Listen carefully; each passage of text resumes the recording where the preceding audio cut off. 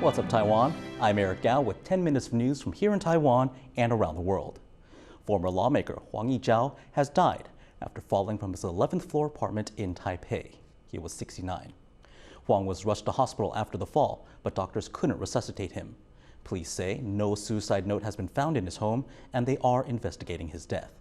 Huang served 4 terms as a legislator, both as a member of the People First Party and of the Kuomintang. If his death is ruled a suicide, he will be the 4th politician from the current opposition camp to take his own life by jumping from a high-rise since 2017. Taiwan is cleaning up in the wake of Tropical Storm Nesat. Officials received over 400 reports of disaster situations after the storm dumped rain across Taiwan's north and east. Over 1,000 millimeters of rain fell in places over the course of 3 days, while mudslides in some mountainous areas blocked roads. Although the storm has passed Taiwan, more bad weather is expected to hit the country this coming weekend. British police are investigating the assault of a Hong Kong pro-democracy protester who was pulled inside the grounds of the Chinese consulate in Manchester and beaten. 幾個嗰啲大陸佬走出嚟咁啊，燒毀我哋啲物品啦。跟住中途咧就我哋 stop 佢哋嘅時候咧，咁啊俾佢扯入去，咁啊拳打腳踢，係啦。咁啊後尾就係有警察就拉咗我翻出嚟，不可理喻啊！呢樣嘢係唔應該做嘅，係因為我哋本身係可以有一個自由喺度講我哋任何嘅嘢，咁但係無奈呢個就係我哋出嚟 Video of the incident shows several men wearing protective gear emerge from the consulate to confront protesters. The men hauled one protester through a gate into the consulate grounds where he was kicked and punched. Greater Manchester police say their officers intervened and removed the protester from the consulate grounds out of fear for the man's safety. The protester remained in hospital Monday for treatment. No arrests have yet been made. It's emerged that a large chunk of Taiwan's record military budget will be spent on personnel and maintenance. An initial budget plan sent to lawmakers for review on Monday shows that over 30% of the $18 billion budget will go towards salary and benefits for Taiwan's troops. Another $2.8 billion will go to maintenance and logistics, specifically fuel, spare parts, and ammunition. Taiwan's defense ministry says that maintenance is becoming more important as increasing activity by Chinese forces near the country mean that it must frequently dispatch planes and warships to monitor their movements. Good news for animal lovers. Leopard cats have been spotted using an animal crossing made specifically for them. Elusive felines photographed at last. After almost 2 years, specially made animal crossings in central Taiwan's Miaoli have been used by endangered leopard cats, the species they were originally intended for. 我们也发现到有一对15的母子从这边来利用这个通道来通过。那我想我们后续还会再继续来做一个这个监测。 The crossings were made to help animals safely cross a river without venturing onto dangerous roadways. They are the first of their kind to be built in the country. Leopard cats had previously been spotted climbing on top of the crossing, but not actually going through it. Other animals, like civets and even house cats, have been taking advantage of the crossings too. 是确定呢，就是这种动物通道对于动物来说是可利用的，所以呢，后续其实当然就会希望县府或是相关单位可以在本来有造成阻隔的，不管是道路或者是溪流，应该是可以应用的。The leopard cat is Taiwan's last surviving species of wild cat. More of these crossings could help the animals thrive and get them off the list of endangered species. Kama Xu and Eric Gao for TaiwanPlus.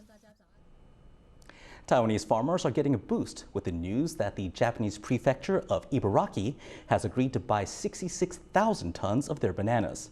The bottom dropped out of Taiwan's banana market in September, and local prices have remained low. The Council of Agriculture here hopes the major purchase from Japan will help to stabilize the market.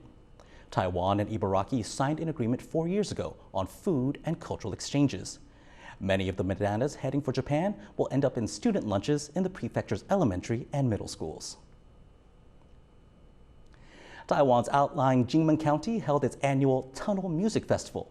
This year, in response to the ongoing conflict in Ukraine, the event was themed War and Peace. The organizer hoped to express the desire for peace from an old military site that is less than 10 kilometers off China's southeast coast. Our reporter Eugene Huang was there.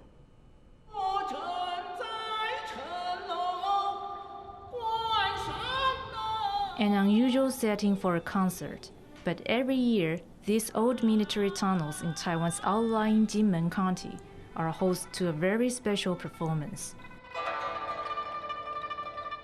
Musicians entertain an audience of festival goers lining the dark passages. It's a far cry from the tunnel's original purpose, shielding Taiwanese forces from a potential Chinese invasion. Kinmen lies just a few kilometers from China. Looking across the water, you can easily see the Chinese coast. In 1949, the losing nationalists in China's civil war retreated to Taiwan, and Kinmen became the front line separating the two sides. Traces of war like this can be seen throughout the island. These days, Kinmen boasts a thriving tourism industry, and military sites like the tunnels are popular attractions. For concert director Zhang Zhengjie, it's a setting with more resonance this year. 今年的主题叫做战争与和平。我相信所有的人跟我一样，在今年2月的时候，乌俄战争给我们一个很大很大的震撼。我更想表达出我们对和平的渴望。在这个曾经有战争过的地方，我们用音符来告诉大家，全世界期待的是和平，永远的和平。The floating stage was decorated with flowers in the colors of the Ukrainian flag, with the concert program featuring war-themed pieces. One of the performances was from the classic Beijing opera, Farewell My Concubine, which depicts the story of a warlord in ancient China who faces total defeat in battle. Its main performer, Zhu Luhao, felt the setting helped with getting into character. 可是我自己在做传统戏曲演出的时候，好像那个感觉并没有那么的深刻啊。虽然你扮上戏服、西楚霸王的样子，可是你觉得好像就是舞台上在表演一个故事而已。但是今天第2次回到坑道，然后又唱了这首《霸王别姬》的垓下歌，那再加上整个世界的局势是这么纷乱啊，那我也自己在唱的时候，深刻能体会历史上楚汉相争、霸王战败的心情，而且他是要跟他最爱的女人虞姬来这个生离死别。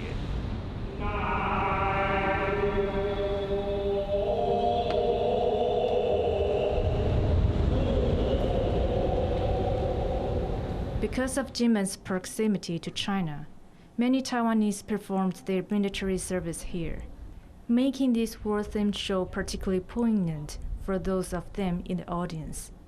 太感动了，我40年之前来这边当兵，趁这个机会来听这个意义更不凡。A soothing melody to close the show, in stark contrast to the conflict in Ukraine, and Kinmen's own past as a military holdout. This concert was a reminder that peace is always worth fighting for. Damon Lin and Eugene Huang for TaiwanPlus. Taiwan has made it to the second round of the Under-23 Baseball World Cup, which is being held in the country this year. Team Taiwan advanced after beating South Africa on Monday by a score of 14-1 in Taichung. They were led by a 3 RBI double from catcher Zhang Senghao. Taiwan is the only remaining undefeated team in the tournament and will go on to face defending champions Venezuela on Tuesday. Thank you for watching What's Up Taiwan. Remember to download the TaiwanPlus app for more stories from Taiwan and around the world. Finally today, we leave you with images of this Star Wars parade in Mexico City, where some 300 people dressed as characters from the series to express their love of the franchise. I'm Eric Gao. Take care and see you next time.